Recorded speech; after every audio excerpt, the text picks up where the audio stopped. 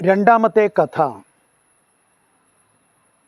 അമവി ഭരണകൂടത്തിലെ 5ാം ഭരണാധികാരിയായിരുന്ന അബ്ദുൽ മലിക് bin മർവാനെക്കുറിച്ചാണ്.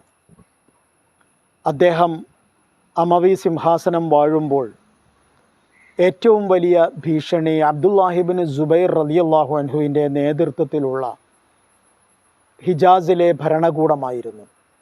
മക്കയിൽ അദ്ദേഹം സ്വയം ഖലീഫയായി അവരോധിക്കുകയായിരുന്നു തന്നെ. പക്ഷേ അദ്ദേഹത്തെ എല്ലാവരും അംഗീകരിച്ചു. അത്രയും വലിയ ഒരു സഹാബിയായിരുന്നു അബ്ദുല്ലാഹിബിൻ സുബൈർ റളിയല്ലാഹു അൻഹു. മഹാനായ അബൂബക്കർ സിദ്ദീഖ് റളിയല്ലാഹു അൻഹുവിൻ്റെ പ്രിയപ്പെട്ട മകൾ അസ്മാ ബീവി റളിയല്ലാഹു അൻഹായുടെ മകൻ. ഷാമിലെ ഡമാസ്കസും ഏതാണ്ട് പ്രാന്തപ്രദേശങ്ങളും അല്ലാത്ത എല്ലാ സ്ഥലങ്ങളുടെയും ആധിപത്യം അബ്ദുല്ലാഹിബിൻ സുബൈറിനായിരുന്നു എന്നതാണ് ഏറെ ചിന്തിക്കേണ്ട ഒരു കാര്യം. അത് അദ്ദേഹത്തിൻ്റെ വലിയ വ്യക്തിത്വത്തെക്കുറിച്ചുള്ള ഏറ്റവും നല്ല അടയാളം കൂടിയായിരുന്നു. കൂഫയിലെ അദ്ദേഹത്തിൻ്റെ ഗവർണർ സ്വന്തം സഹോദരനായ മിസ്അബ് ബിൻ സുബൈർ റളിയല്ലാഹു അൻഹു ആയിരുന്നു.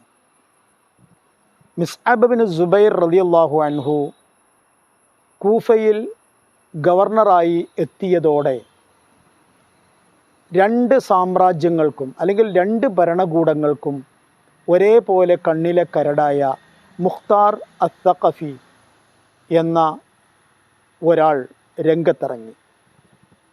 ഷിയ വിപ്ലവമായിരുന്നു അദ്ദേഹത്തിൻ്റെ മനസ്സിൽ. അദ്ദേഹം ഒരുപാട് തലവേദന സൃഷ്ടിച്ചു. ഒരേ സമയം അബ്ദുല്ലാഹിബിൻ സുബൈറിൻ്റെ ഭരണകൂടത്തിനും ഡമാസ്കസിലെ അബ്ദുൽ മലിക് ബിൻ മർവാൻ്റെ ഭരണകൂടത്തിനും. അവസാനം മുസ്അബ് ബിൻ സുബൈർ റളിയല്ലാഹു അൻഹുവിൻ്റെ നേതൃത്വത്തിലുള്ള സേന മുഖ്താറിനെ വധിച്ചു കളഞ്ഞു. അതോടെ ആ ശല്യം ഒഴിവായി.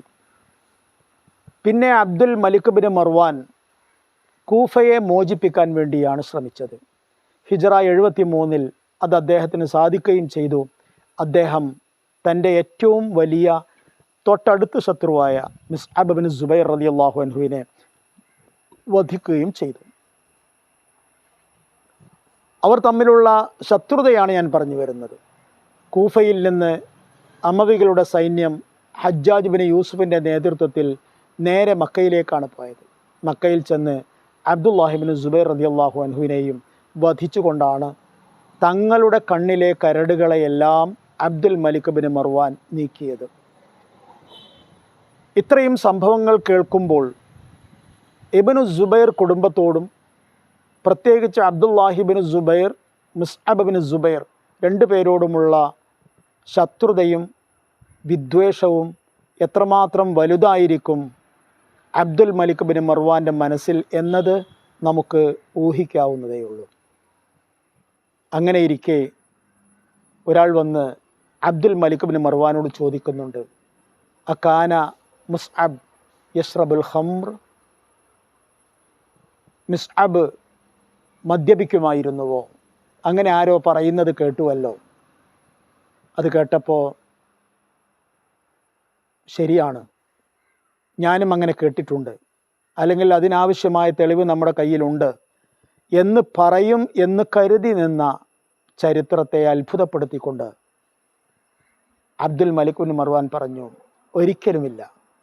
നോക്കൂ, ഗ്ലാസ് ഉയർത്തി കാണിച്ചു കൊടുത്തുകൊണ്ട് അദ്ദേഹം പറഞ്ഞു, ഈ ഗ്ലാസ്സിലെ പച്ചവെള്ളം അതിൽ ഹറാമിൻ്റെ ഒരംശം കലർന്നിട്ടുണ്ട് എന്ന് മിസ്അബ് അറിഞ്ഞാൽ ഈ പച്ചവെള്ളം പോലും മിസ്അബ് കുടിക്കുകയില്ല. അത്രയും നല്ല സച്ചരിതനായ ഒരാളായിരുന്നു മിസ്അബ് ബിൻ സുബൈർ. നോക്കൂ, അതുകൊണ്ടാണ് ഇന്നത്തെ കാലത്തിരുന്ന് ഇത് പറയുമ്പോഴും കേൾക്കുമ്പോഴും നമുക്ക് അതൊക്കെ അസംഭവ്യമാണ്, വിദൂരമാണ് എന്ന് തോന്നിപ്പോകും എന്ന് ആദ്യമേ പറഞ്ഞത്. വസ്സലാം.